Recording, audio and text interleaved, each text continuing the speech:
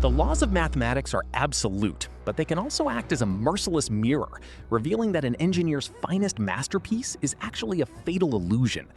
For over a decade, the captured blueprints of the Silver Bird were treated by both American and Soviet intelligence with religious reverence, viewed as a design so breathtakingly ahead of its time that its only limitation was the manufacturing capabilities of the 1940s.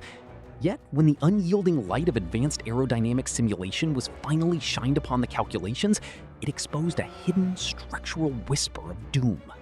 During the early 1950s, American aerospace engineers and mathematicians at the National Advisory Committee for Aeronautics, tasked with evaluating the Silbervogel's flight profiles, began a rigorous line-by-line re-examination of the re-entry equations. Utilizing early computational analysis and advanced wind tunnel data that Eugen Sänger simply did not have access to in the 1930s, they discovered a catastrophic miscalculation in the fundamental physics of the hypersonic skip-glide trajectory. Sänger had severely, fatally underestimated the sheer density and thermal radiation of the shockwaves generated during hypersonic atmospheric friction. Sänger's original math assumed that the heat radiating from the superheated plasma layer beneath the flat fuselage would be naturally dissipated by the surrounding airflow and his theoretical liquid propellant cooling loop. The post-war analysis revealed the exact opposite. At speeds exceeding Mach 20, a phenomenon known as the boundary layer transition would occur. The intense shockwave would attach itself closely to the leading edges of the wings and the nose cone, creating a thermal boundary layer that trapped the heat directly against the skin of the aircraft, rather than letting it bleed off into space.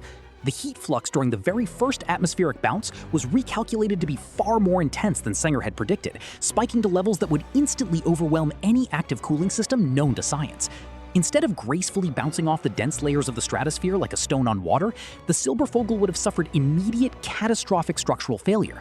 The extreme thermal load would have incinerated the nose and melted the wings within seconds, causing the aircraft to break apart and stream across the upper sky like a dying meteor. A seed planted in a dark past often blooms in a different light, long after the hands that buried it have turned to dust.